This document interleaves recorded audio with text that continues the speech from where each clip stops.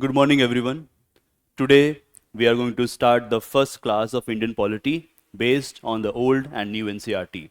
And the topic for today is understanding the Constitution. Now, as you all know, that whenever you want to prepare for Union Public Service Commission examination, any issue which is connected with polity, it starts with this fundamental question of what is a constitution. Moreover, there are numerous ways to understand a constitution. So for example, there are multiple ways to understand this particular topic. Like somebody might say that it refers to a fundamental law of the land. Somebody might say that it is just a law, etc., etc. So there are numerous ways to look at constitution. However, there is equally a difficulty in grasping the meaning of the constitution. And the difficulty is a result of another issue. That is that many aspirants think, or many people think, that constitution is something that they have understood. As a topic, they are already aware about it. However, when you go through the NCRT, whether it is the old NCRT or the new NCRT, when we go through these NCRTs, then we realize that perhaps our understanding of constitution is not that great. And we need to go through these chapters. So that is why for the coming classes, which is going to be based on Indian polity as per the new and old NCRT, the first topic that we have to cover is understanding the constitution. Now in this particular topic, what we have done is that in order to make you understand, I have divided this topic into multiple subtopics. So the first thing is that we are going to go through the topic called meaning of the constitution. Now, what do I mean by this? When I'm saying meaning of the constitution, what do I refer? We are going to go through multiple ways in which constitution has been understood, or the multiple ways in which people think about constitution. It is a summative kind of understanding. First, we go through different meanings, then I will elaborate upon each meaning. The second topic that we are going to go through is two prime elements present in a constitution. Now remember, here, when I use the term constitution, I am not referring to a constitution which is only on paper, because NCRT wants us to understand this particular difference. There can be different kind of constitutions. Some constitutions exist only for namesake, naam matra ke liye, hai na? There are some constitutions which exist only on paper, whereas some constitutions are actually operational, they are actually effective.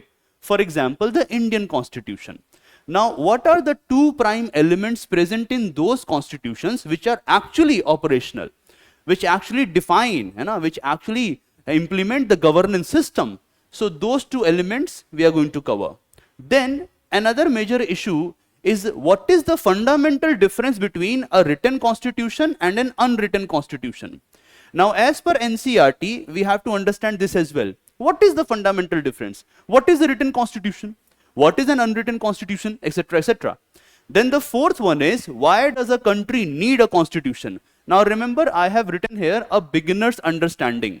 What do I mean by this when I say a beginner's understanding?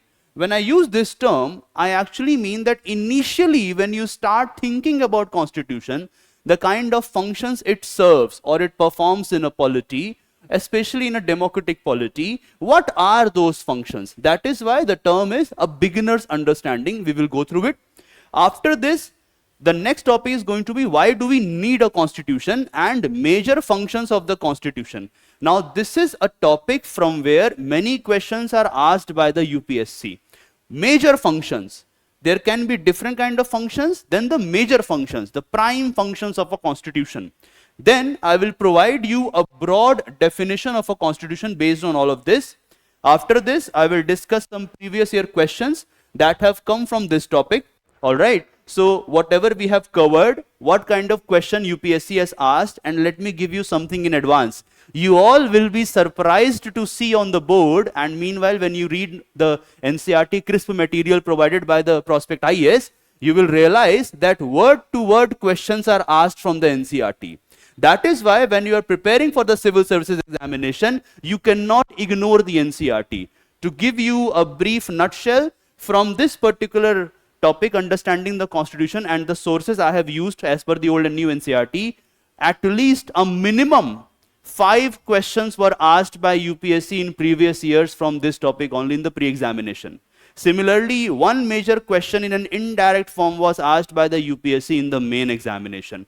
And there can be many other questions in which this topic is going to help you to articulate an argument. Alright? And then I will discuss some keywords. This is how we are going to start the first topic of Indian polity class, that is understanding the Constitution. After this, let me just share what are the sources which I have used. Now, as you can see on the board, the first source that I have referred to is Class 8, Chapter 1 of Old NCERT. Class 8, Chapter 1. Then I have referred to, Class 7. Then I have referred to Class 8, Chapter 1, New NCERT. So, Old NCERT and New NCERT. Old NCERT, Class 7, Chapter 1. New NCERT, Class 8, Chapter 1. Then Class 9th, Chapter 4, Old NCERT. This is another very important chapter here, and in this chapter you find some minimum understanding about the Constitution. Then Class 9th, Chapter 2, New NCERT. Even this chapter is very important as far as UPSC is concerned. But the most important chapter which I have read, and also as per the experience I am telling you, the most important chapter is Class 11th, Chapter 1 of the New NCERT, and this is the book, Indian Constitution at Work. Alright, it's a NCERT, New NCERT book for the Class 11th. This is the most important chapter as far as understanding the Constitution is concerned. The moment we enter details about the Constitution, historical development of the Constitution, then of course you will find some relevance and most important inputs from the old NCERT. But as far as the meaning of the Constitution is concerned, the most important element are present in these books, and then especially this chapter of the New NCERT, Class 11th. Alright, let's move forward. So the first topic that we have to cover, what are the different meanings of a constitution? Let's begin with this. And here I have provided you a very summative argument. I will explain it in the upcoming slides, but let me just give some time to all of you to make sense what are we going to study. Now the first thing that we cover is, okay fine, many people say that Constitution is the supreme law of the country. Now remember, the word used is supreme, and the second word used is law, and the third word used is country. We need to understand it, that there can be different kind of laws in a country. That is what is inherent here, na? That there can be, for example, if I say there can be different laws in a country. So for example, you may have a law, let's say for example, think about the COVID pandemic. We have an Epidemic Act, that was a law, isn't it? Similarly, suppose you are riding a motorcycle in the city of Delhi, you have the Motor Vehicles Act, right? So there can be different laws, but the Constitution is the supreme law. That is the first understanding. The second is that it is a law. Again, the term is law. We will refer to the term law after a while. That it is a law which implements the governance system. Now this is make you understand how Constitution is connected with the governance system. So basically what are we referring here? That all this entire apparatus of the government, all this entire apparatus of the state, all of this which is happening in the country, whether it is the ration delivery, whether it is the regulation of the, let's say, any kind of market, whether it is, let's say, movement of the Delhi metro, anything, whether it is the provision which is leading to the supply of electricity at your homes, whether it is the water supply, whether it is the street vendors' activities on the city, whether anybody is using a e-rickshaw, etc., etc. Everything which is part of the governance system, the art of delivery of goods, the method of conducting the business of the government, anything, it is implemented because of the Constitution. That's the second meaning which is emerging here. The third is that it is a written form of fundamental or basic rules. Now what do I mean by this? There are different kind of rules, there are different kind of norms. कई तरह के कानून होते हैं. There are different kind of laws.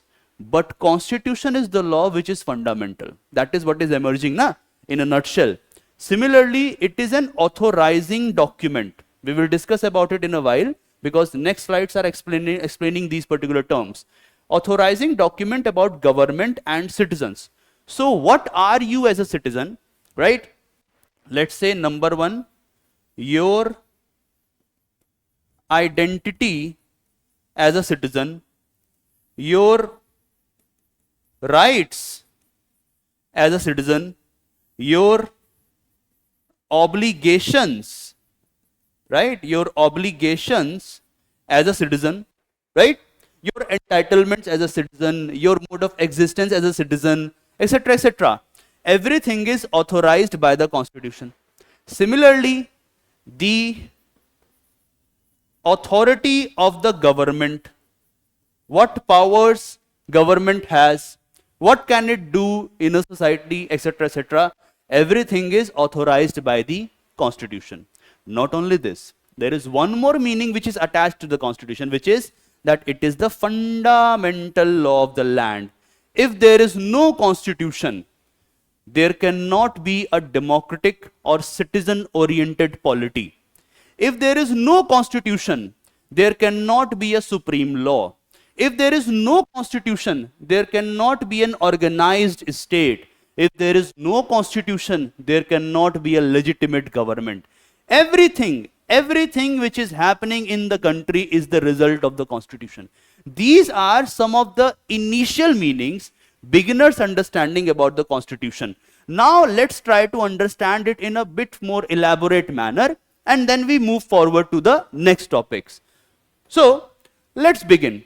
What do we mean by the supreme law of a country? When we say that Constitution is the supreme law of a country, what is the meaning here? Look at the board and then you will understand. See, we are referring to fundamental laws which actually governs the politics of a society, which actually governs the society in a country. It is superior to all the laws of the country, and no law can be made which violates the Constitution. Let me explain this so that you understand what are we referring to here. Like, think like this. Number one, Constitution is fundamental. Alright, so it is like a base. Now on this base or through this base, we have created a structure of polity. Right? This is the structure of polity which we have created. Like a base. From the base, we have created a structure of polity. Now this polity is going to implement the governance system. Right? And anything which is going to be governed as per this polity or through this polity is dependent upon the fundamental law, which is the Constitution. Alright? So, for example, suppose we want to make a law about, let's say, UPSC examination. Alright, let me explain this to you in a very good manner so that you make sense. For example, think like this. UPSC examination. Now this UPSC examination we know has a pre plus main examination, right?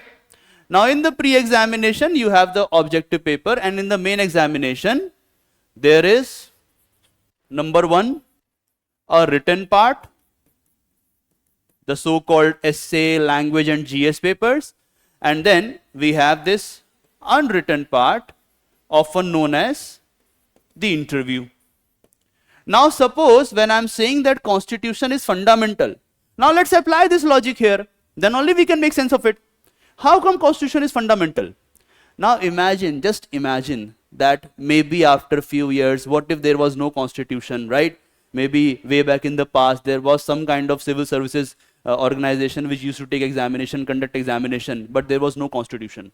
What if there is in the near future, or let's say in the hypothetical past, a situation emerges and a person says, I am only going to select the candidates for civil services from the, or so-called the elite civil services, from the British origin, right? Think about the colonial past. Let's go to the colonial past. When we were not independent, there were two kinds of civil services, covenanted and uncovenanted. So the British used to think that only the so-called British civil servants are good enough to become the collector. Now, this is a complete violation of principle of equality, isn't it? Like suppose during colonial time period, there was no equality. समानता थोड़ी थी. अंग्रेज और हिंदुस्तानियों में फर्क किया जाता था. Now imagine if we apply this today, that we are only going to select civil servants from the metropolitan cities of India. Delhi से चुनेंगे, चेन्नई से चुनेंगे, हैदराबाद से चुनेंगे, कोलकाता से चुनेंगे, एसेट्रा एसेट्रा, मुंबई से चुनेंगे. And people who are studying at the rural background, उनसे नहीं चुनेंगे. Or for example, suppose someone comes tomorrow and he thinks about in the form of, let's say, any kind of gender discrimination, that only men are eligible to become civil servant and women are not eligible to become civil servant. Now this is against the constitution. Why? Because Indian constitution has article number 14, or Indian constitution is based on equality before the law, right? So that is what we are referring here, that nothing can be made in a country, nothing can be done which violates the constitution. It is not possible. All right. So this was the first point. Now let's try to understand what's the second argument, that it implements the country's governance system. So whatever or in whichever manner we are thinking about implementing the policies, number one, formulating laws, number two, defining the content of laws, number three, their implementation, everything must be based on constitution. It cannot be against the constitution. If it is against the constitution, it is illegal, it is unconstitutional, it is not at all possible, and it is not going to be implemented. Then it is a written form of basic rules which is collectively accepted by the people living in the country. Now here there is another thing which is hidden. What do we mean by this? Collectively accepted. It clearly indicates that a constitution is result of consensus. यानी जब तक लोग एक साथ आकर accept नहीं करते हैं, till the time people do not come together and they don't accept certain laws as the fundamental laws, then till that moment a constitution is not possible. And if a constitution is possible, it means it was accepted by almost every person living in the country. But it also highlights something else. Remember, if you have gone through the course brochure, always remember that there are some lines which are written in the text, and there are some lines which are present in the text but not written. In other words, many a times you must have heard this in your school time period, or if you are a college student, graduate or masters, you must have heard this, read between the lines, right? We must have heard this. I'm absolutely sure that all of you must have heard it. Read between the lines, find the text which is not present in the text. So here there is something hidden. When we use the term collectively accepted by the people living in the country, there is something hidden. Now the question is, what is hidden? And the answer is that we are also referring to idea of reciprocity. ठीक है? इस idea को हमें समझना है. What do we mean by this? What is reciprocity here? It means that when people collectively, when they come together and accept something as the fundamental set of legal rules, basic rules, written form of basic rules, it means that they believe that if I am going to follow the constitution, the other person is also going to follow the constitution. There is a reciprocity. There is a reciprocal arrangement which is a result of a constitution. Then comes the next meaning, that it is not only about written form, it is also about establishing certain relationship, which means that the constitution is creating a relation between two units, and I have given it in form of subpoints. So here, if you look at it carefully, you will understand. Number one, it decides the relationship between people or citizens living in an area.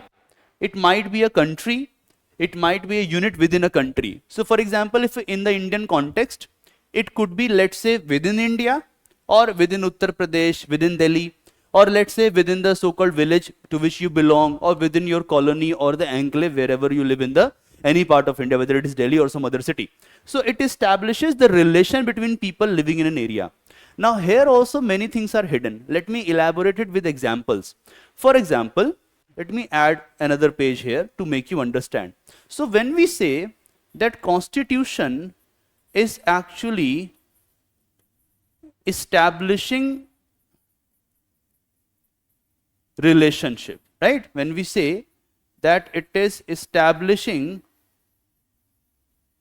relationship, and the argument is it is establishing relationship between people.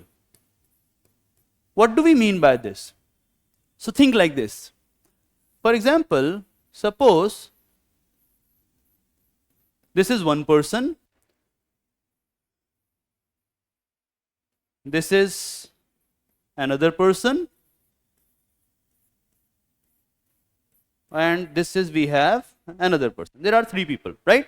Let's start like this. Suppose this person's name is A, this person's name is B, and this person's name is C. Now, if you remember carefully, way back in the Indian past, we have something like a situation of bonded labor. ठीक है, ये हमारे देश में होता था. In Hindi we call it बंधुआ मजदूरी, right? Now imagine A and B belong to the disprivileged, deprived, miserable or weak section of a society. Let's imagine that they are not privileged, they are weak. All right. Now this could be social disprivilege, this could be also economic, है ना? जैसा आप समझना चाहें वैसे इसको समझने की कोशिश कीजिए. Now imagine this person belongs to a privileged category. Let's say the person is landed, है ना? खूब जमीन है इसके पास. Let's say the person has huge social capital, he belongs to the so-called big caste, etc., etc.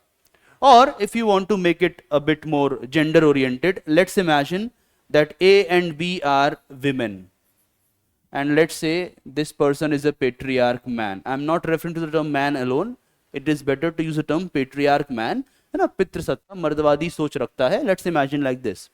Now suppose this person says, I am going to control both of you. I am not going to give you enough money even if you work for me.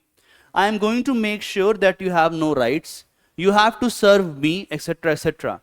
Now this is the prime question. Is Indian constitution going to allow this kind of relationship? Suppose, let's imagine that A is a woman, B is a very small child, C and A are married and they have a child, and C always beats A, right? This man always beats this woman. So there is a gender violence going on, there is a violence going on, right? There is a domestic violence case going on, etc. There is a cruelty going on. Is constitution going to accept all of this? Is this the relation which we are going to accept? Is this the relation the constitution is going to define as a form of written or basic fundamental rules? And the answer is absolute no.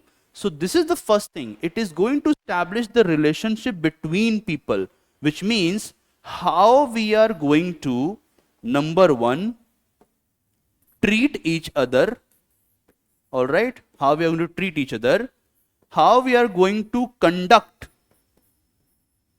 our behavior towards each other, how we are going to allow certain, let's say, opportunities in the society, each and every kind of mode of living, the so-called mode or way of living, it is defined by the constitution. It is defined and mentioned in the constitution. So in the coming classes, when we will study about the rights, then you will realize it that each and every fundamental right, so whether it is, let's say, equality before the law, whether it is, let's say, right against discrimination, whether it is, let's say, right against exploitation, everything is defining the relationship between people living in a country. And here I have given you example of the Indian context. Not only this, there is another thing, the relation between the government and the people.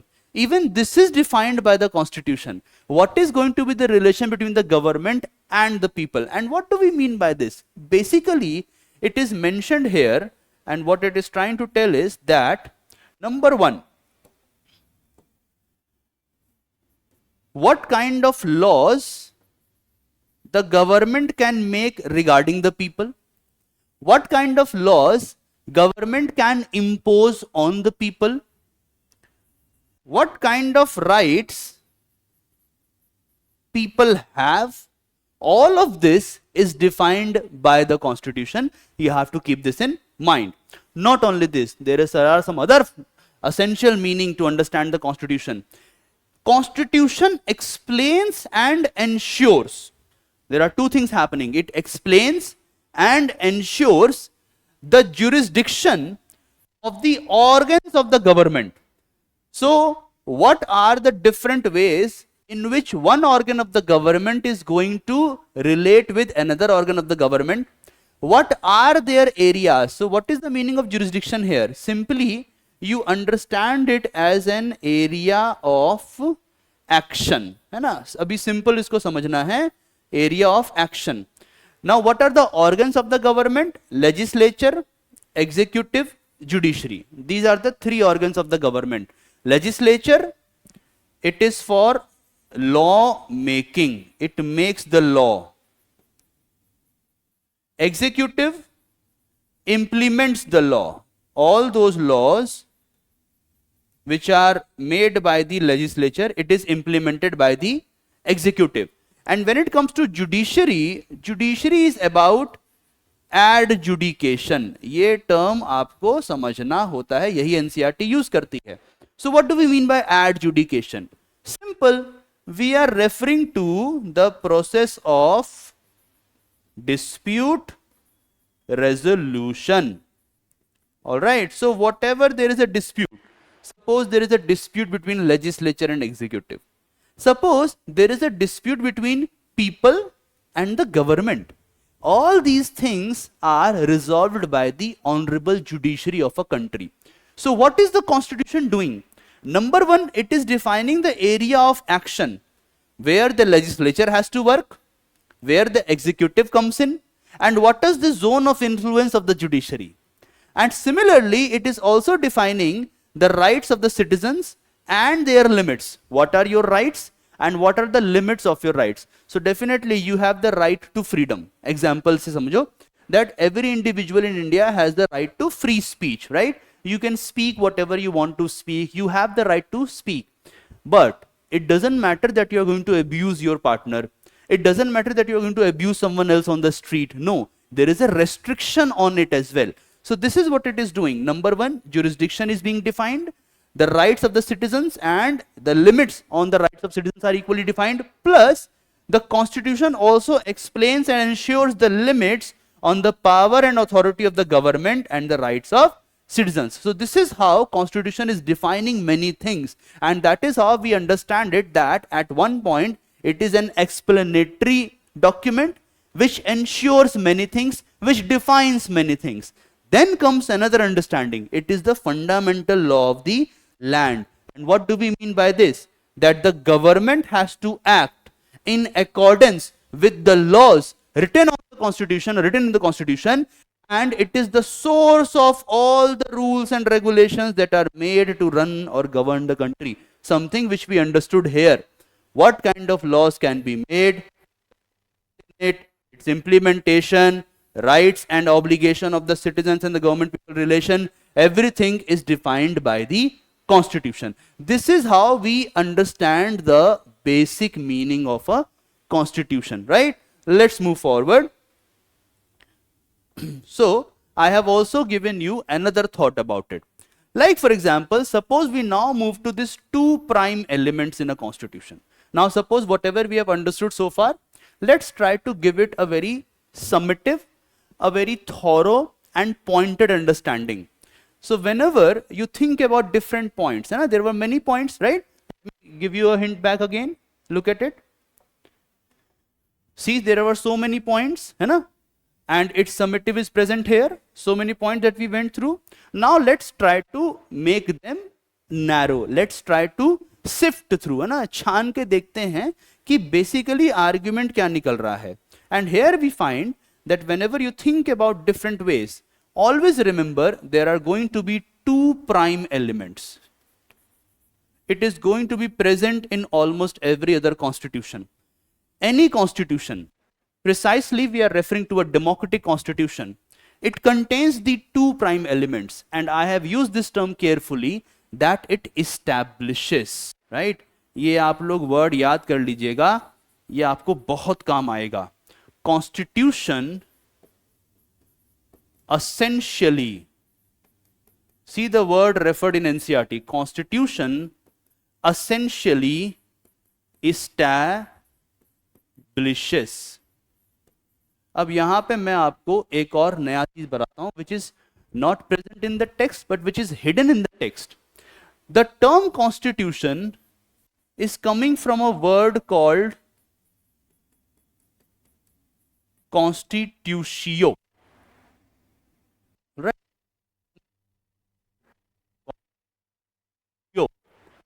And basically it means to establish, right? So when NCERT is referring to the term that it establishes, it means NCERT wants you to keep this thought clear in your mind, that it is referring to this inherent logic present in a constitution that it establishes. Constitutio, all right? Remember this word, constitutio. So what the constitution is establishing? And the NCERT tells us, number one, it is establishing a limited government. Interesting term. Always we thought constitution is going to establish the government, but the answer is no. Constitution is only establishing a limited government. It is limited. We are going to elaborate upon it in a while, but let's look at it in a nutshell. Number one, it limits the power of the government. What do we mean by this? What the government can do, the area of influence of the government, the area, all right? Similarly, the expansion of its power. Suppose I write the term expansion of power of the government. Everything is limited by the constitution. Now there are many questions which are popping up in your mind. आपके दिमाग में कुछ सवाल आ रहे होंगे. Why limiting the government? Why is it required? What is the purpose behind it? So are you, sir, are you saying that constitution is not giving authority to the government, rather it is taking away the authority? Well, in order to give you a short answer, perhaps the constitution is doing something like this. But I want all of you to hold for a while, because I am going to elaborate upon this point. Why? Because for UPSC perspective, this is the topic from where they have asked almost 4 questions. 4 questions in the pre-examination were asked from this topic alone. And it is not present anywhere. It is simply present in the NCERT. NCERTs have the question. Then, limited government also means that it is also establishing the relation between organs of the government. Legislature, executive, judiciary, which we have just went through. Plus, the second prime element present in a constitution is that it is going to establish the mutual relation between government and the citizens. And I have mentioned here is that one of the best way to establish this relation is through the fundamental rights and putting some restrictions upon them. Let me elaborate this point so that you make sense of an argument. Now see what is happening here. On the one hand, we are seeing the development of limits on the government. Okay? Limits on the government. At the same time, it says, look here again, it says that it is also establishing relation between organs of the government, which means that on one hand, there is some kind of way or a manner in which authority on the number one is getting limited here, and at the same time the authority is also getting separated, isn't it? So for example, suppose there is a legislature, there is a executive, and there is a judiciary. We are actually dividing the authority or not? इनके बीच में हम power को बांट रहे हैं ना? We are dividing this authority. This topic is another topic of NCERT. It is present in NCERTs. It is known as separation of power. है ना? So we will come to it later. है ना? So let's just try to understand how things are happening. Not only this. Suppose I make you all go through another point.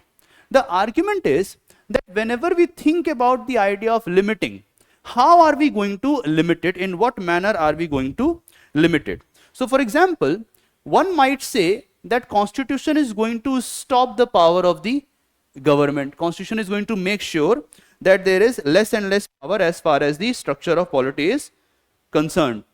Similarly, one might argue that no, there are some other ways in which this power can be controlled, this power can be ensured, this power can be ensured in a manner that people are feeling safe, right?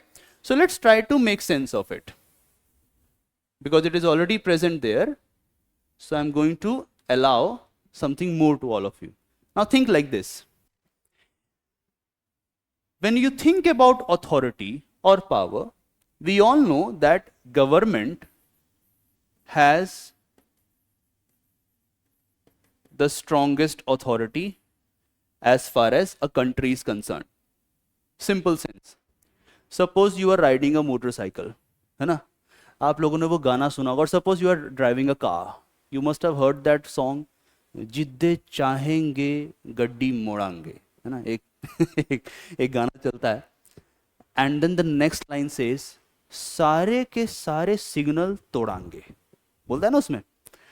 अब मान लो आप ये गाना सुनते हुए जा रहे हैं. You are enjoying this song a lot, है ना? You are having this big car and you are enjoying it, and you are just riding on the city of Delhi. और सामने red light पर, right next, है ना? The next red light, you find a person who is wearing a white shirt and a navy blue pant. He also has a hat, and you realize, oh, it's a traffic police person. Now tell me, you just jumped a signal, or you took a wrong U-turn, right? And when you took this wrong U-turn, the person stopped you. Are you going to recite the song in front of the traffic police person? Suppose he asks you a question, आपने signal क्यों तोड़ा? तो आप ये गाना करके बताओगे? कैसे जिद्दे चाहेंगे गड्डी मोड़ांगे, सारे के सारे सिग्नल, ऐसा बोलोगे? नहीं ना?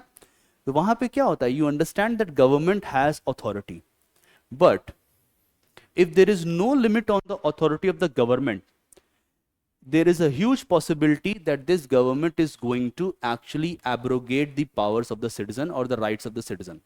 And that is why one of the another, or let's say another method of providing limit on the authority of the government is through fundamental rights. So on one hand, we have idea of separation of power. All right, legislature, executive, judiciary. At the same time, there is an idea of fundamental rights. Now, in order to understand what is the meaning of fundamental rights, I will just give you a visual description to make sense of the topic. Think about this as a big tree, right? As a tree, and then it has its roots. All right? This is the normal way to understand. Then there is a soil here, right? So think about this tree as the polity. This is our polity here. In this, we have the government plus citizens, right? And here, these roots are like fundamental rights. Without fundamental rights, you cannot have a democratic polity. You cannot have a democratic polity. You cannot have a constitutional polity. You cannot have a responsible polity. Whatever word you want to choose, you can choose that. And UPSC always does this. It is always going to give you a lot of different kind of synonymous words, and is going to ask you many questions. So what we understand here is that through fundamental rights, we can limit the government. See, if there are no roots, there can be no tree. Or suppose we say government can decide what is going to be the size of the tree. Government can decide, okay, fine, it is going to have these many branches. All right, what we can do on the trunk of a tree, etc., etc. But the government has no authority to actually kill the roots or just break them out so that the tree itself dies. So this is another method to limit the power of the government. One is by separating the power or authority of the government. So when you separate it, you create a separate zones, and through this power becomes differentiated, power is distributed in a polity. At the same time, so what happens here, as legislature is checking executive, executive is checking judiciary, divide कर दिया ना. अगर मान लीजिए ये concentrated होता, ऐसे होता, मान लो यहाँ पर टॉप पे पावर है तो एक के पास ज्यादा रहता. Now suppose you divide it, like you create 3 triangles which are going to work together. This is separation of power. So separation of power is one way to limit the power of the government. At the same time, through fundamental rights, citizens को कुछ rights देके we can also limit the power of the government. However, always remember, the citizens' rights can be restricted as well, but that restriction is not to serve the government. Always remember this. It is hidden here. We can restrict the rights of the citizens. Absolutely true. Simple. Suppose, let me elaborate it with the visual example. Suppose I have the right to free movement, so I can move my hands like this, right? Now suppose there is someone standing right next to me. Suppose there is a person standing. Suppose one of you standing here. And if I move my hands, am I not going to slap the other person? Am I not going to hit the other person? Of course I'm going to hit the other person. So this is not part of my right. This is a restriction on my right. I can say, I have right to free speech, but that doesn't mean that I'm going to use gender biased abuses. It doesn't mean that I'm going to pass casteist remark, whether on the, let's say, a social media platform or national platform or any other private intimate space. I cannot do that. Why? Because it is restricted by the constitution. But the point hidden here is that the restrictions, the reasonable restrictions, they are implemented by the government. Absolutely true. But it is defined by the constitution. And here a fundamental difference is inherent from where UPSC has asked some questions. What do we mean by this? That definitely the government is going to implement the restrictions on the rights of the citizens.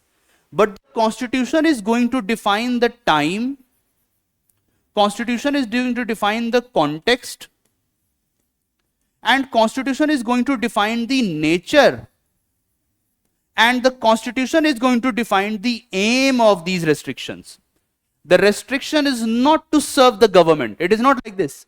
The only restriction is that some other person's rights are not violated.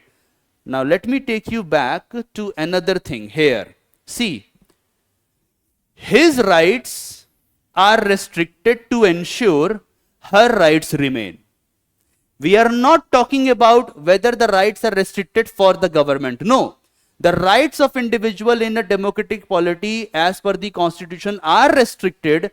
उसे रोका जाता है, सीमित किया जाता है only so that her rights are not violated, so that this child's rights are not violated. So in order to ensure that rights are equally accessible to all, right? The argument is, in order to ensure that these rights are equally available to all, that is why the rights are being restricted. You have to keep this in mind. So this was another thing, that what are the two prime elements present in a constitution. Let's move forward. Now, when it comes to the subtopic of written and unwritten constitution, the NCERT and especially the new NCERT defines this in a very elaborate manner. Now, when we read the 11th class new NCERT, there we find this typical understanding. Now see, when I say a written constitution, what do I mean by this? Number one, always remember that in most countries today, we have a written constitution. So whether you talk about India, whether you talk about Pakistan, whether you talk about Bangladesh, even for that matter Sri Lanka, many of the countries of Europe, for example Germany, right, they have this written constitution. So today in most countries we have a written constitution.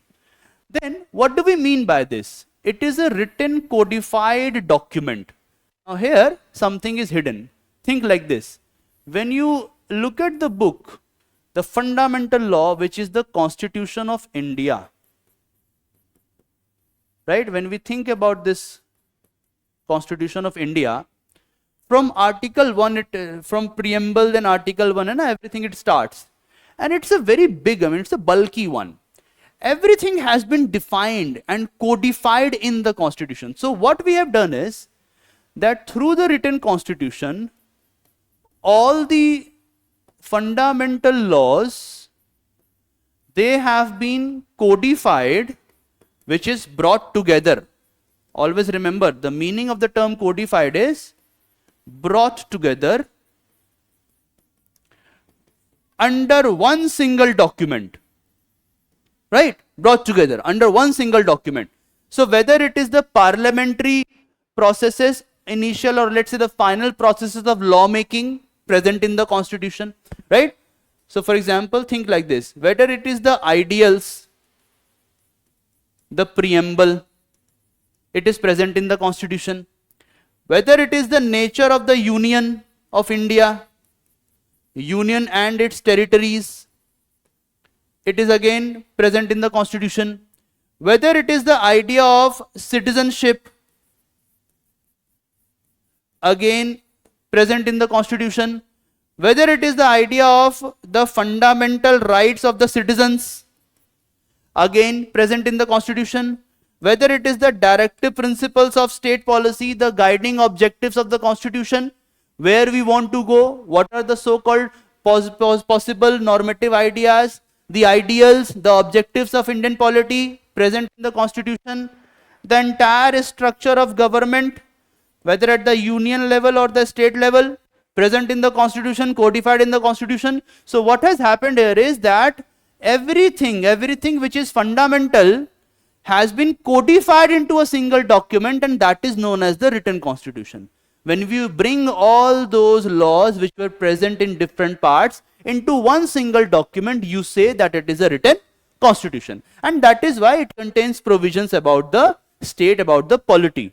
It also includes the principles which are to be followed by the state. So state cannot make certain laws, state cannot make certain do's, etc., etc. For today's class, I would say that you refer to the term state as the major political unit. अभी आप लोग क्योंकि पहली class है आपकी, it will be difficult to make sense of the state, so always make it as a political unit. And one of the best example of a written constitution country is India. Now comes the question that if this is the written model of the constitution, what is the unwritten constitution?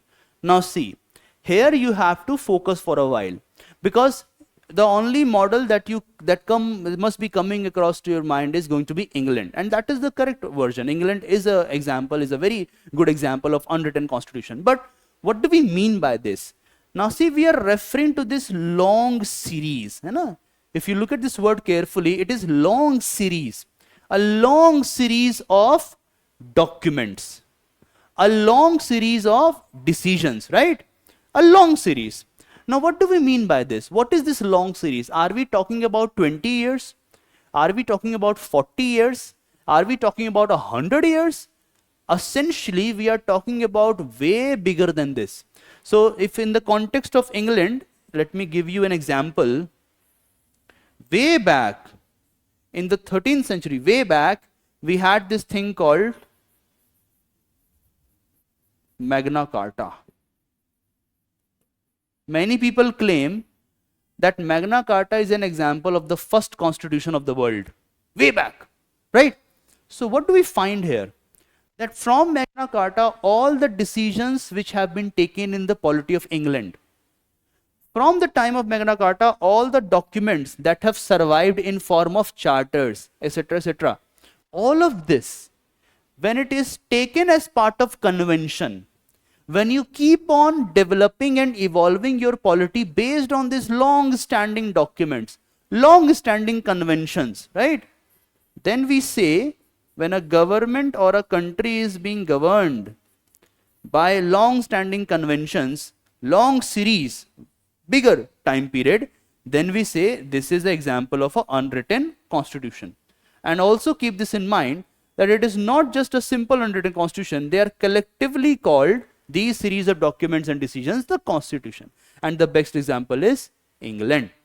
However, I will give you a note here that even in England, nowadays, efforts are being made to make sure that they also develop a written constitution. So basically the fundamental difference is what? In a written constitution, things get codified, right? The codification is the term. Things get codified. So the fundamental thing is the idea of codification. And in an unwritten constitution, things don't get codified. They remain as they are, part of convention and as part of the political culture, etc., etc. So this is the fundamental difference between the written constitution and an unwritten constitution. Let's move forward. Now suppose when we start with this topic, why does a country need a constitution? A beginner's understanding, right? And now from here, for the next half an hour, we are going to enter the most significant and a very detailed part regarding constitution, from where many questions pop up. Now the first thing to understand is that it is going to provide you certain ideals, right? Ideals. What are these ideals? Ideals are essentially those principles. Ideals are essentially this connected with the idea of a vision. Ideals are normative. So what do we mean by this? We are referring to the term called what ought to be in a moral manner, in an ethical manner. क्या होना चाहिए, कैसा होना चाहिए, हमें कैसा देश बनाना चाहिए, what kind of country we want to develop, what kind of polity we want to develop, what is the end destination of our country, what kind of society we want to develop, what kind of relation must be established between the citizens of the country, what kind of opportunities we want to give to the citizens of the country. All these ideals, आदर्श जिसको हम हिंदी में कहते हैं ना, all these ideals, it is actually provided to the citizens and people by the constitution. So the first primary function of the constitution, simply not in a hierarchical manner, in a numerical manner, one of the primary functions is to provide the citizens and the country with the ideals that they want to achieve, the ideals which are going to define them and their country. This is the beginner understanding. The second is that it structures the society. So the constitution defines the fundamental nature of a society, the fundamental basis of a society. What do we mean by this? Let me elaborate it here. Now see, let's go to ancient time period. है ना, ancient ज़माने में जाते हैं. Let's go to a time period before Christ, before Jesus Christ, or let's say BC time period. Or for that matter, let's go to the Mahabharata time period, or way back in the Indian past, ancient time period. I think you must have heard this term called slavery. ये आपने सुना होगा, है ना? Slavery, गुलाम बनाना किसी को, making someone your slave. Now when we think like this, in ancient time period, slavery was organized. In ancient time period, there was a structured defense of slavery. The law used to be based on idea of slavery. Similarly, think about colonial India. Colonial India. India was a colony. So Indians were not free. They were not independent. They were treated with difference. Again, inequality is there. I think all of you must have heard about this person's name, Nelson Mandela, right? Nelson Mandela. You must have heard about another person, Martin Luther King Jr., the civil rights movement in America, right? So these examples, why I'm elaborating it with these examples, or in Indian context, again, colonial plus independent India, we had this thing called bonded labor, bandhuwa mazduri, right? We had these things. Now, is the Indian constitution going to accept this kind of unequal treatment? Is the Indian constitution going to structure society upon discrimination? And then we realize that no, in the Indian context, the constitution says specifically no. We are not going to have a polity based on discrimination. Article 15 is about non-discrimination. So this is the kind of way that it decides the fundamental nature of the society. So in the Indian context, the society is going to be based on non-discrimination, right? Let me write, in the Indian context, the society is going to be based on non-discrimination. This is another idea. Then the third function, a beginner's understanding why does the country needs a constitution, is that it gives a space to different kind of opinions. Now here, what do we mean by this? Again, go back to the a few slides before, where I referred that there is an idea of reciprocity in the constitution. मैं कर रहा हूं क्यों? क्योंकि बाकी लोग भी मान रहे हैं. But basically what happens, a constitution is a document based on consensus. एक साथ आकर बातचीत करके एक कॉन्स्टिट्यूशन बनता है. The constitution is actually defining a consensus. Without consensus, you cannot have a constitution. Now here what is happening is that a constitution is such a consensus based document that it tries to bring in every kind of opinion. Like in the Indian context, it doesn't matter which ideology you belong to. It doesn't matter which region you belong to. It doesn't matter which particular state you belong to, what is your religion, what is your gender, it doesn't matter. But your opinions matter. And the constitution is the document which ensures that everybody's opinions are respected. Everyone's opinions are actually made part of the discourse. They actually find a space in the public realm. So this is another thing, that it is a set of rules that all the people of country can adopt as a method of running their own country, which gives a space to all types of opinion. And then when you have a document based on consensus, then this consensus based document is going to create a consensus oriented polity. Because there comes a moment when a constitution, as a result of consensus, it gives a thought and feeling in the mind of people that this entire polity is shared by us. That is why, suppose we think about the Indian constitution, it begins with a very established line, a very, very promising line, that is, we, the people of India. ऐसे ही शुरू होता है ना, we the people.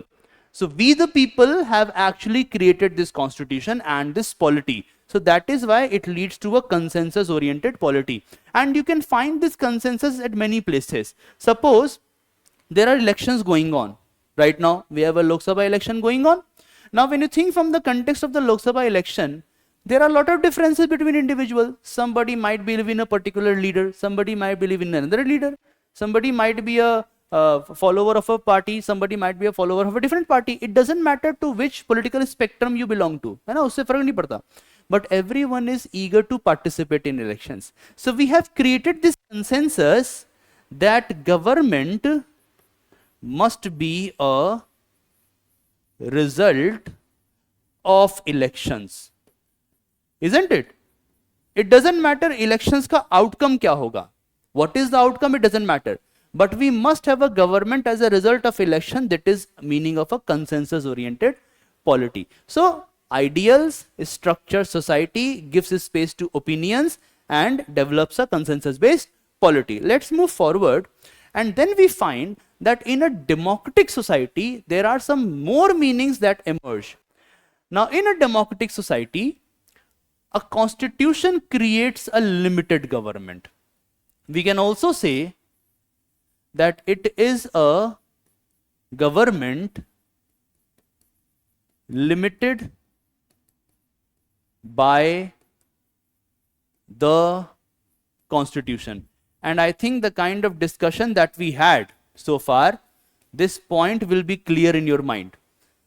Now here NCERT is giving us a lot of points, but before we reach there, there is another term, and the term is democracy, right? A democratic society, we are referring to the idea of democracy. Now for today, I will refer to a very conventional understanding of democracy. Very simple. You must have heard this. Number one, rule by the people, rule of the people, and rule for the people. है ना? ये आप लोगों ने सुना जरूर होगा. And all of you know Abraham Lincoln actually gave us this kind of understanding of democracy. Now see what happens in a democracy. Basically, democracy is a system of decision making. We all come together and we take a decision. Democracy is a method to govern the country on the basis of consensus. ऐसे समझना चाहिए. And in a democratic government, the citizens, they participate directly or indirectly in the running or functioning of the government. Now when I say they participate directly, so I am referring to the process of elections. Through elections, the citizens participate in a democracy. Right now there is a citizen participation going on. Indirectly, by giving suggestions, by following laws, they are participating. As simple as that. But something is hidden here. That why democracy is structured like this. What is hidden is that democracy believes in capacity of the people. Now all of you might be wondering, why is it important? When I will show you the previous year question, then you will realize, oh, that is why sir was saying that it believes in capacity of the people. Remember, a previous year question was asked from this meaning of democracy. Think like this. When India became independent, the constitution framers of India said that everybody will have a universal adult franchise. We will have a universal adult franchise. Everybody will have a right to vote.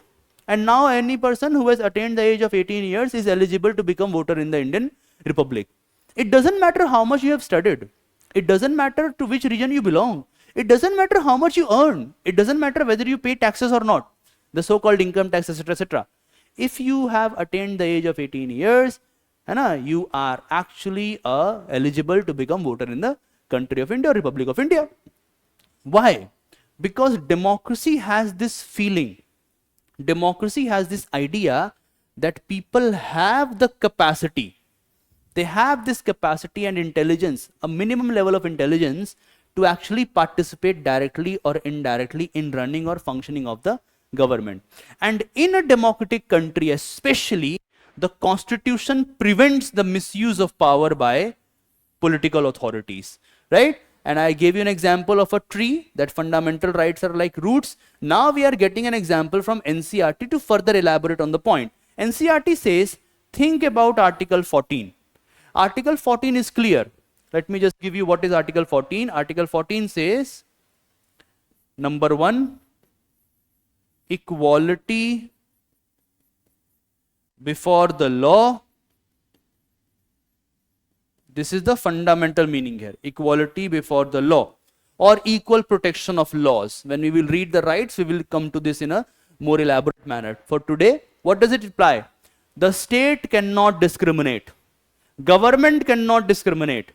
Government cannot misuse its authority to treat someone differently, right? So what is happening here is that by Article 14 we are limiting the misuse of power by political authorities. Suppose someone comes and says only men are going to become IAS officers, right? That is against Article number 14. Suppose someone says only men from metropolitan cities are going to become IAS officer.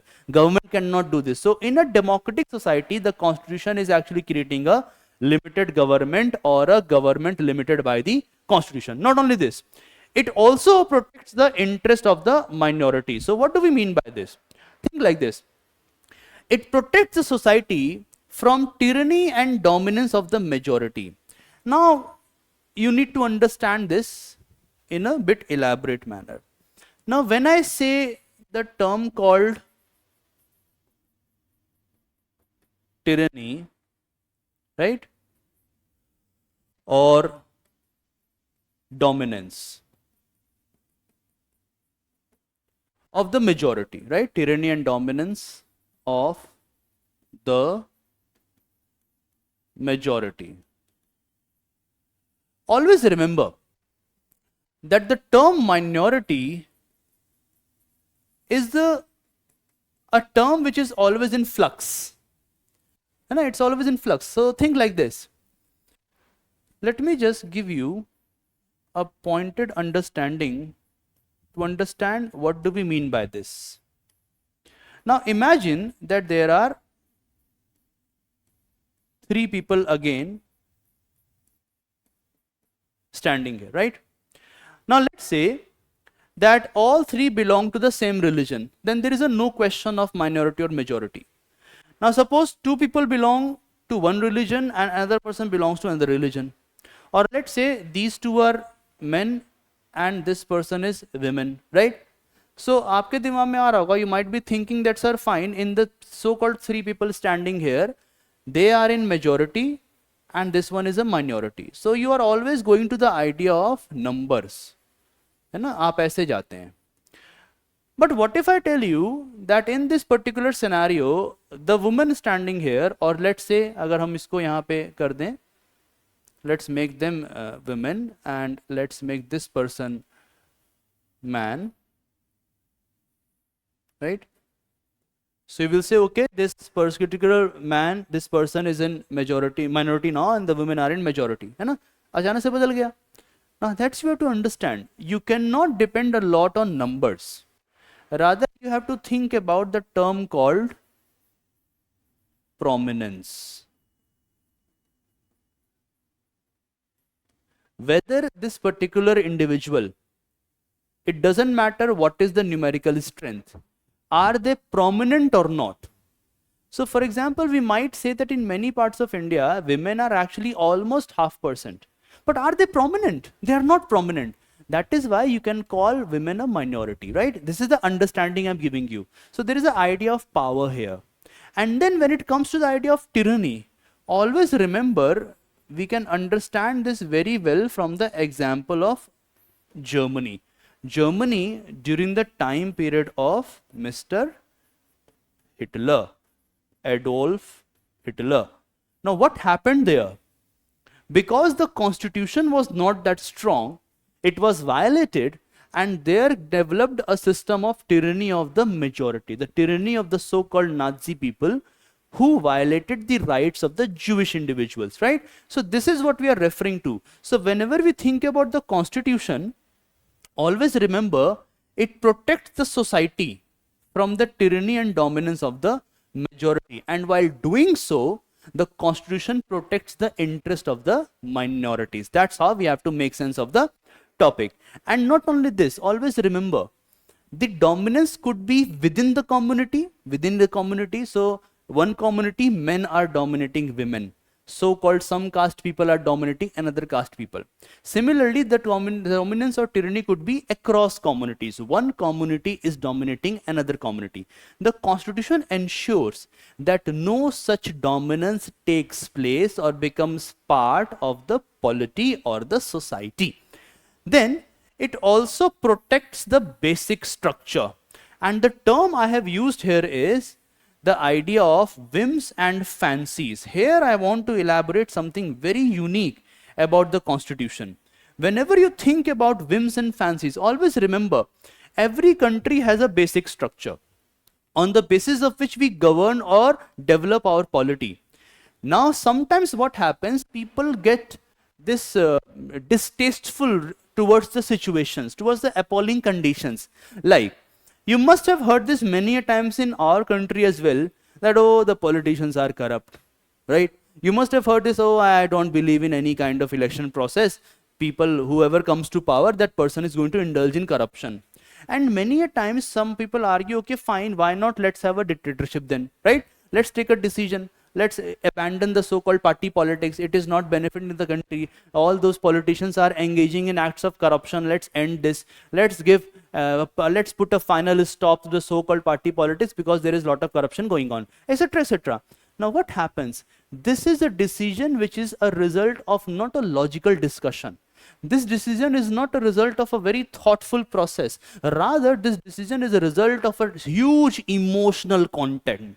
Suddenly you find, okay, no, we are going to change the country for once and for all. Like when you read German history, when we go back and study Germany and the way Adolf Hitler came to power, there was a lot of discontent among the German masses. First World War had happened. पहला विश्व युद्ध खत्म हुआ था. There was a lot of inflation, unemployment was on the rise, the minimum needs of people were not getting fulfilled, and there comes a leader who says, I am going to change everything, all these people are just corrupt, this entire revolutionary parties are only going to throw us into the hands of Soviet Union, former Russia, the communist Russia, etc., etc. And then the people said, okay, yeah, this person is going to change the country once and for all. This person is going to bring back the glory days of Germany. So we must surrender all our liberties, all our authorities in the feet of this person. That is why NCERT mentions this. NCERT says that the constitution protects the basic structure of the country from conditions of frenetic whims and fancy based on hypercritical decision making. And the example is the decision of establishing a dictatorship as a better option because of distorted party politics experience. So always remember that constitution is the document which ensures a status quo. On one hand, it is providing rights. Okay. It is also limiting the government. At the same time, constitution protects the order. That is why constitution serves the primary function of protecting the basic structure of a country. If there is no constitution, there is a huge possibility of, or if people are lacking faith in the constitution, if people are believing that we need to just move forward, let's get rid of the constitution, it doesn't matter. Always remember, constitution is the only document which is going to protect the basic structure of the country from the conditions of whims and fancies, frenetic decision making, a kind of madness in the polity. It is the constitution which provides order during the time of madness, right? And that is why the constitution does not allow the provisions ensuring the rights of citizens to be easily overturned. It makes certain rights so fundamental that even during the time of a frenzy, they cannot be overturned, it cannot be violated. That is what we have to understand. So a constitution is a very important document for all of us citizens, and that is how constitution protects a polity. So when we move forward, we realize why constitution. So let's give a summative to it. Number one, it provides us with ideals. So the constitution actually defines the end destination of a polity, right? Let's put it a full stop like this. Similarly, it structures society like based on equality, like based on justice, like based on liberty, और idea of fraternity, भाईचारा जिसको हम कहते हैं, और the idea of dignity of an individual. Similarly, it accommodates multiple opinions. Constitution is based on consensus. Constitution is based on participation. That is why only those constitutions which are based on consensus, they are able to survive. Constitution protects the basic structure. It ensures constitutional order during the time of crisis. And finally, it limits or restricts the arbitrary use of power by creating limited government. That is how we have to make sense of why do we need a constitution in a summative manner. Now let's move forward and let us begin with major functions of the constitution, the final part of the NCERT based first lecture. Now see, here I am referring to 11th class new NCERT, and the 5 points majorly that you are going to study now, they are going to tell you why do we need a constitution, what are the prime functions of a constitution, why constitution is such an important document, right? That's how we are going to make sense of it. All right. Just a moment, let me change the battery.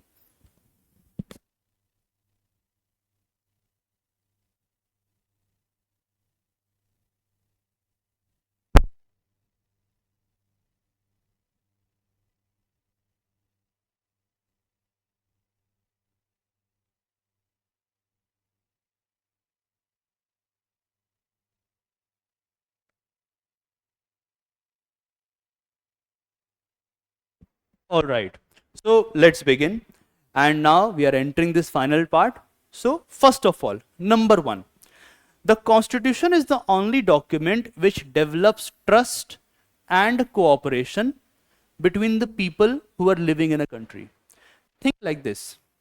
Suppose we are going to play a, let's say, a basketball match. Okay, we are going to play a match, or let's say any kind of game, and there are many people who are playing. There are, let's say, some individuals who are playing. Now till the time you don't have this fundamental rules that what is going to be a basket, what are the points of a basket, etc., etc., or if you are a cricket fan, there is a proper pitch, right? Till the time you don't decide what is going to give us 6 runs, what is going to give us 4 runs, what is going to be the term which, on the basis of which we can declare someone as out, what are going to be terms on the basis of which we can declare someone as disqualified, etc., etc. Till the time we don't have this, is it possible to develop a coordination? Is it possible to play a game? It's not at all possible, na? Till the time we don't decide who is going to be the umpire, how the umpire is going to be selected, right? How the cricketers, or let's say any player, is going to be selected, etc., etc. If we are not developing these minimum things, till the time we are not doing this, is it possible to even start a game? And the answer is an absolute no. And that is how NCERT tries to explain us what is the fundamental, why do we need this? Why? Because the constitution is the only document which develops this kind of trust and cooperation. It develops the necessary trust, cooperation between different types of people living together. So it establishes this minimum level of coordination and trust among the members of a society. So by those basic rules that everyone is going to be treated equally, everyone is going to have fundamental rights, the state cannot discriminate, right? So if I give you examples, like number one, declaring that we the people have made this constitution, declaring that we have fundamental rights, declaring that the principle of equality is going to determine the polity, declaring that there is not going to be any discrimination, etc., etc. By declaring the fundamental things which are going to be applicable to all, by telling that there is going to be political equality, right? By telling us that it doesn't matter which religion you belong, after attaining certain age, you can become a voter, isn't it? By declaring all these fundamental things, the constitution is the document which establishes a minimum level of coordination and trust among the members of a society. So that is why we say that it develops trust. That is why we say it is a document which fosters this thing, and it is only possible because there is a constitution. So this is the first idea about constitution, that it develops trust and cooperation. Very simple to understand. Second, if we move forward to this, it says that the constitution defines the idea of formation of the government and the power to take decisions. So it is only a result of the constitution that we realize how the government is going to get formed. Remember, elections going on. After election, whosoever gets the majority, whether it is a party or coalition, they are going to form the government.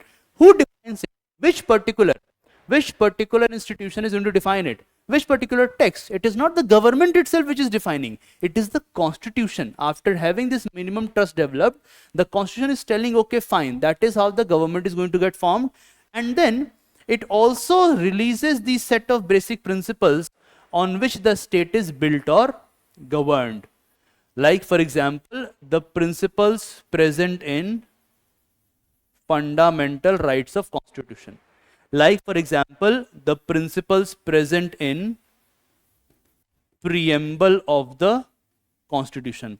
Like, for example, the principles present in different provisions of the constitution. The constitution is defining it. What is going to be the nature of the government? What is going to be the structure of the state? How it is going to get formed? And then it also clarifies the distribution of power in society. And what kind of power we are referring to?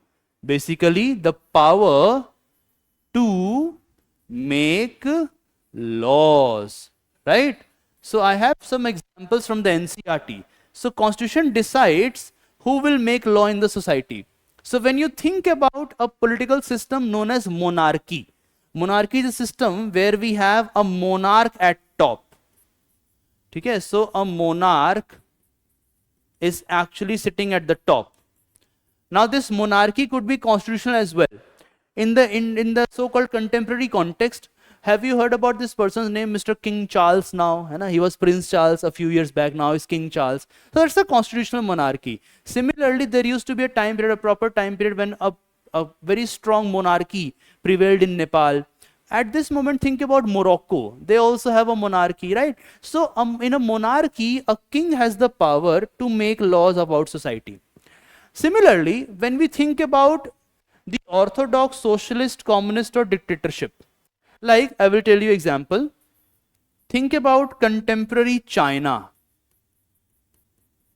China has a government which they call it communist, but China is basically has a very in a sense a very autocratic kind of polity, in a manner that a party is deciding everything.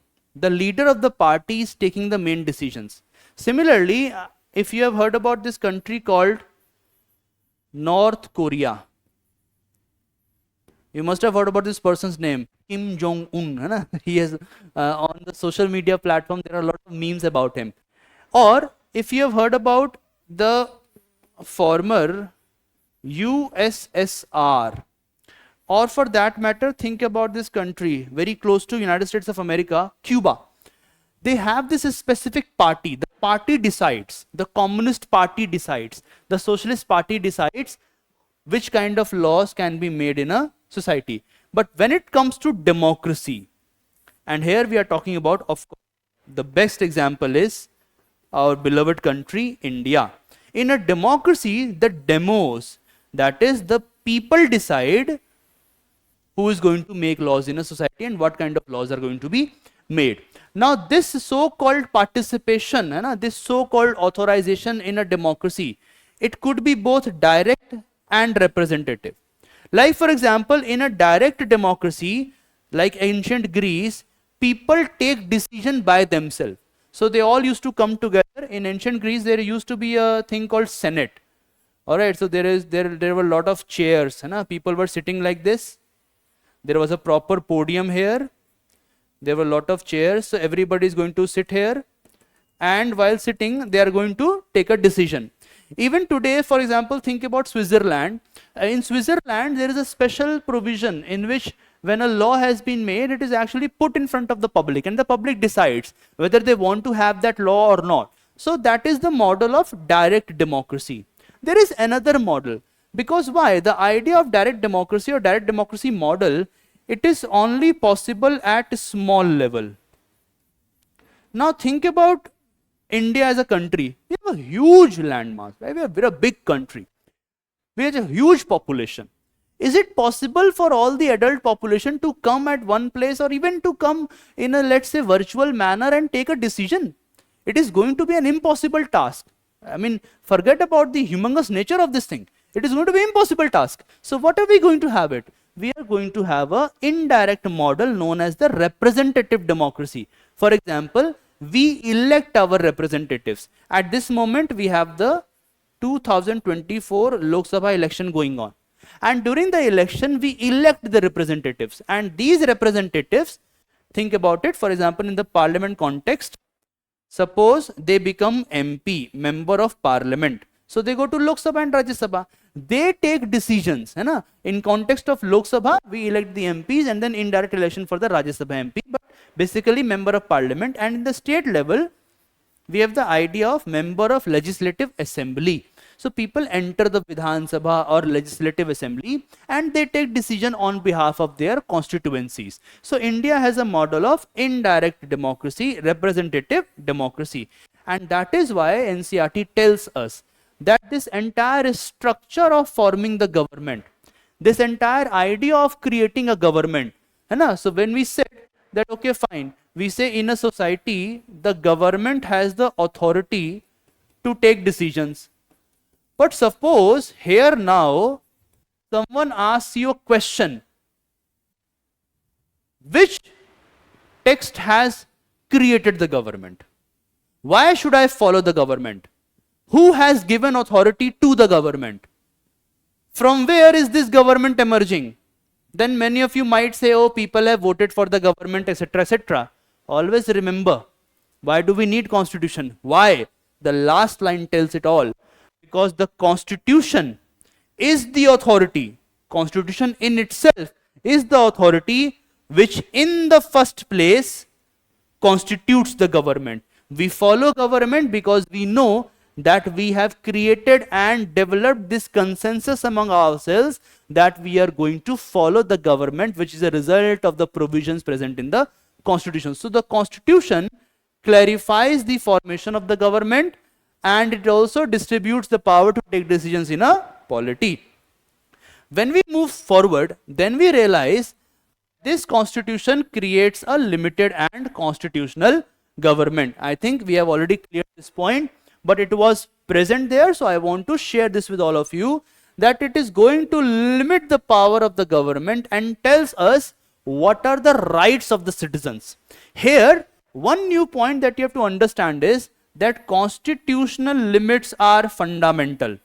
The government can never violate it.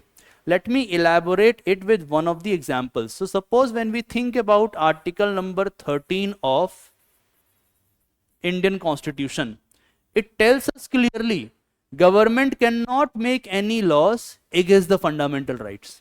It tells us, government cannot make any laws against equality. So what are we finding here? That the limits set by the constitutions are fundamental and government can never violate these limits. And here there are multiple ways to understand. So of course these fundamental rights definitely give a limit to the give a limit to the government through constitution. But one more thing you always remember, they can be restricted as well. And always remember, I repeat again, not for the government, but only restricted to ensure that rights are equally enjoyed by other people. So definitely we find a similar argument. When we move forward, then we find that there is one more argument about constitution, which is creation of a good society. And here I want to discuss this point at length, because this is something which is not present in the previous books, because this is only present in the 11th class NCERT, and from here a main examination question was asked by the UPSC. Of course, linking it with the current issue, but this current issue is also present in the NCERT, always remember. So there was a context to the question. Definitely there was a context, but the question was asked from this part in an indirect manner. Now let's try to understand what is the meaning of the terms which are written here.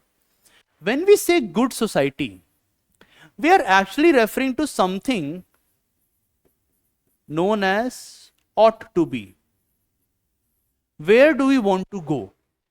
What are our aspirations as Indians? What is the final destination, right? So for example, suppose I give you an example of preamble of the Constitution. From here, you will be able to make sense. It doesn't matter if you remember the preamble or not, because this is your first class. Very simple. We the people of India, then it defines something about India.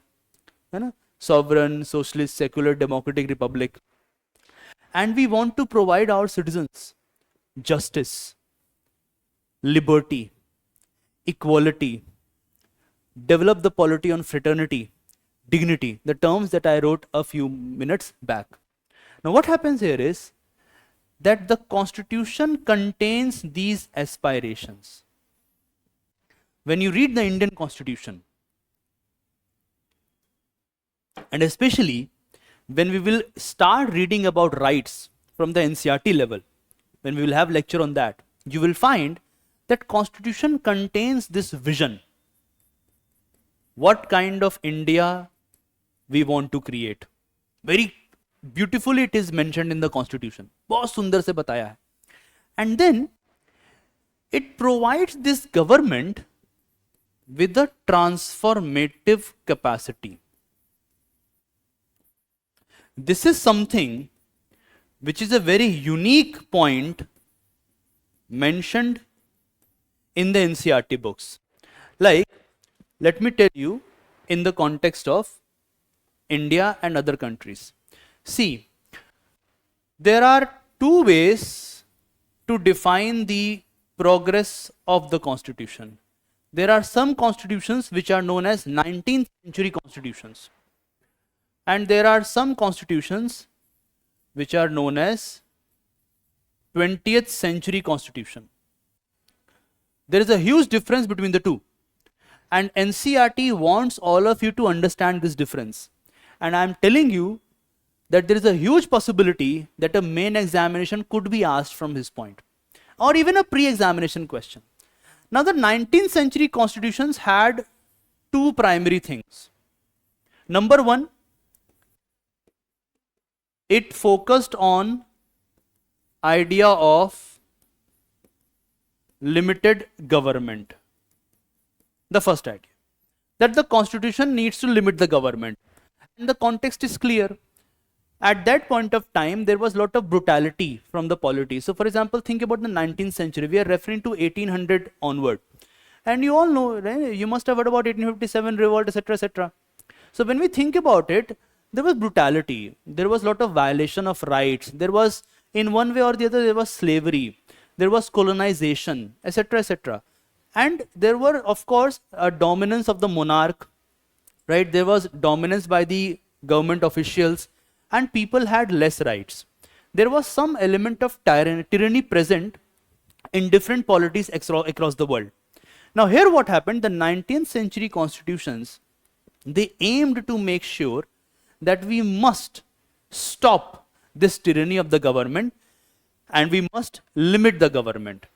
You can also say that, sir, it is equally applicable on the 18th century constitutions as well. Definitely, but 19th century constitutions were more prime about this. And the second was idea of providing fundamental rights. You need to grant certain rights to the citizens so that the government cannot violate it. And by granting rights, we are also limiting the government. Fundamental rights limit the government. However, the 20th century constitutions were witnessing something else. There is a huge philosophy behind it. In the 19th century, we are seeing the so-called development of a different kind of economy. We also call it capitalist economy, for namesake. In the 19th century, we are not seeing many social questions. Rather, the constitution is only addressing the political or civil questions related to rights, related to your entitlements, etc. But when you think about the 20th century constitutions, there is a difference. The first difference or the first idea here is of place. We are actually referring to constitutions, number 1, Asia, number 2, Africa, and number 3, South America. One thing we have to remember this. Like for example, in the Asian context, we can have India. In the African context, we can have South Africa, right? And when you think about the 20th century constitution, remember, we do not move backward, we always move forward. So we have already achieved this. So the idea of developing a limited government is always there. We are not going to forget it. It is there, right? Limited government idea is there. Similarly, the idea of fundamental rights is equally there. So, the political civil questions have been resolved. But there are many kind of inequalities. There are huge inequalities which require positive intervention by the government or the state. By the government or state. Like for example, if I give you one example in the Indian context, think like this: the issue of caste discrimination, untouchability, है ना? Think carefully. Think about this issue of untouchability. We had this problem or not? Big problem, huge problem. Similarly, think about the issue of, in Hindi we call it, and sometimes we must refer to this, begari or bonded labor. We had this. Think about the issue of human trafficking, right? Suppose I tell you another issue of human trafficking. In the South African context, think about racial discrimination. You must have heard about this thing called apartheid, racial discrimination. Nelson Mandela again. And if you remember South Africa, even Mahatma Gandhi faced it. So he was traveling. Mahatma Gandhi, think about Mahatma Gandhi, a barrister from London, right? He was traveling in first class, and then the white person comes and he says, oh, you cannot sit here. And he was thrown away at a railway station. Thank God he was not thrown away when the train was actually moving. He was actually thrown away at a platform, and then this kind of racial discrimination was there in South Africa. Think about Indonesia, the question of promoting education for almost every other person living in the country, for the citizens.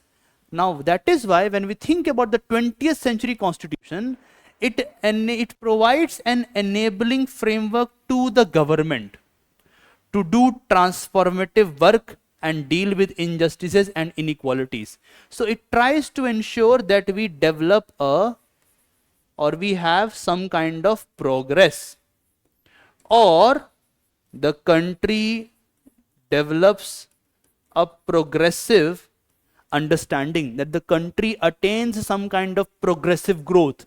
So the 20th century constitution, they provide this enabling framework. They don't just limit the state, they don't just limit the government, but also they expand its power in certain zones so that they can actually transform the society and deal with injustices, deal with inequalities like caste discrimination, racial discrimination, or the positive goal of expanding the sphere of education. So this is another thing that you have to understand. Then the constitution, the fourth one here is, the next one is also the basic identity of a society and a nation. Now this is another very important thing. Now suppose you move outside. What is your identity? You are an Indian.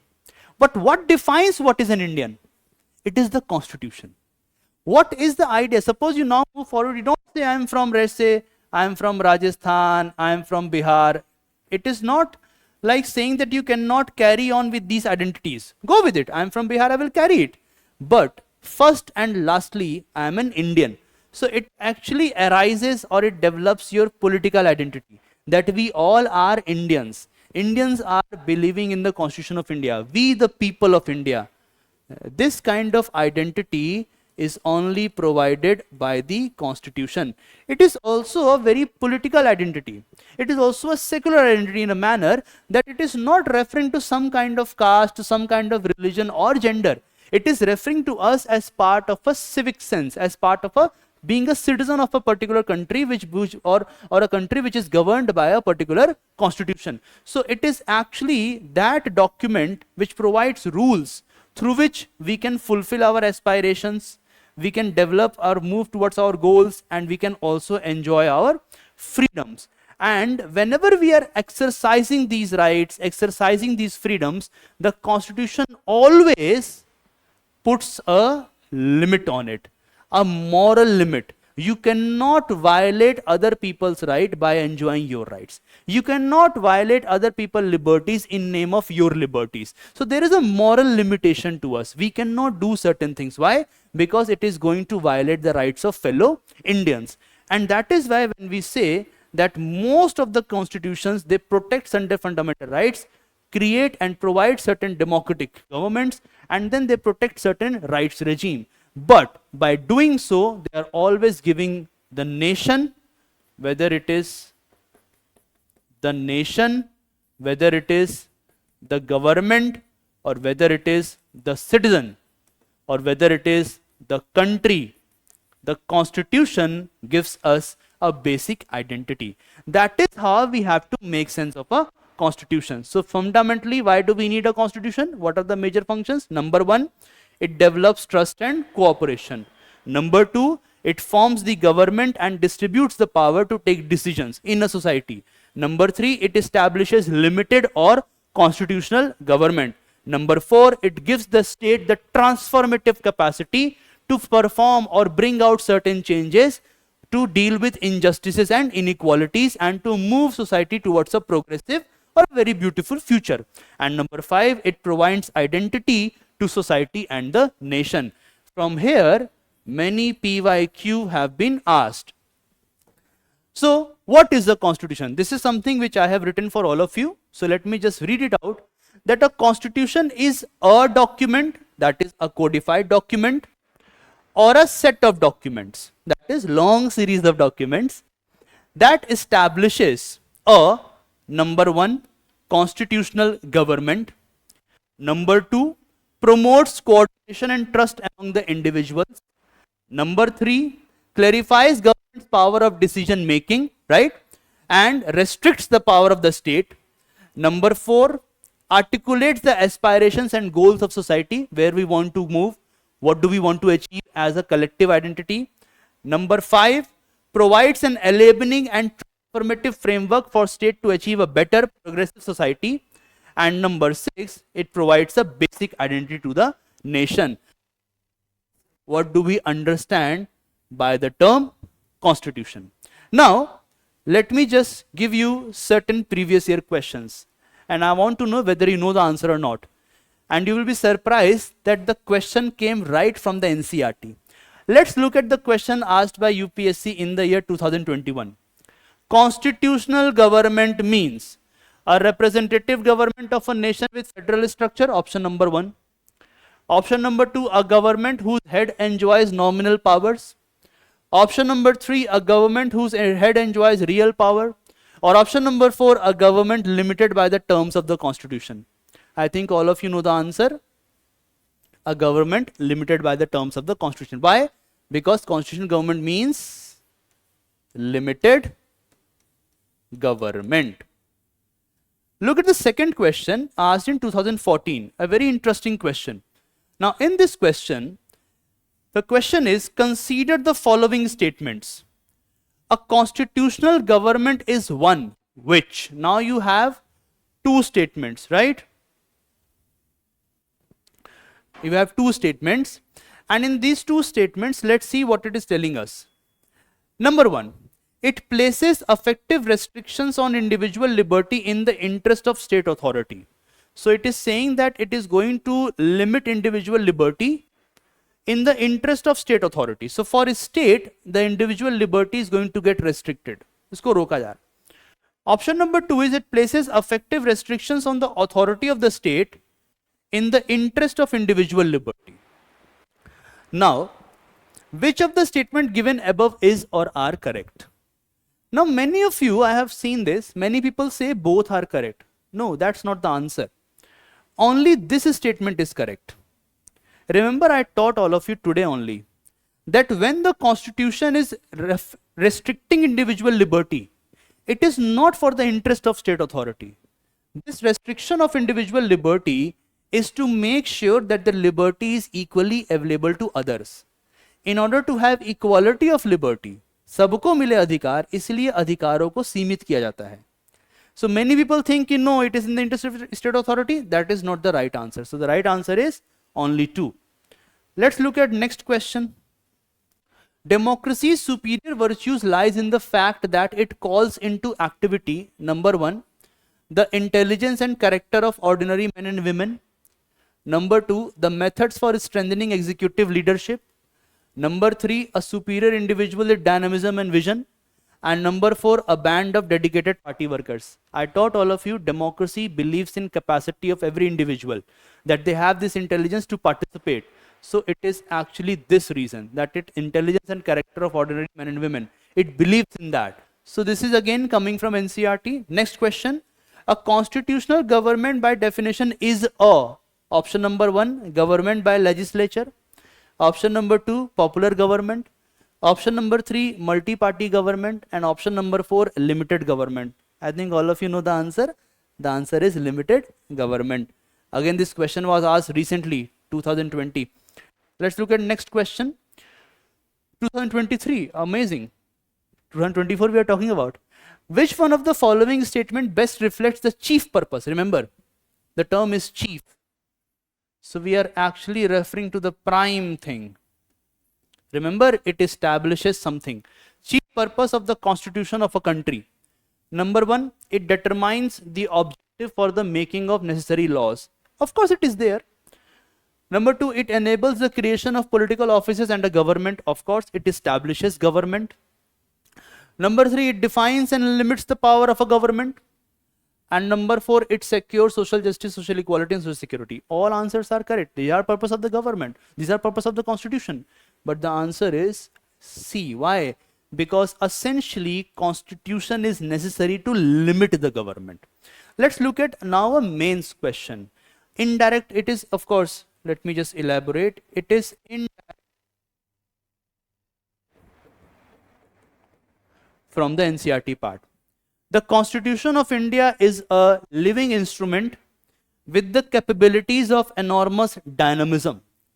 It is a constitution made for a progressive society. Click hua? See.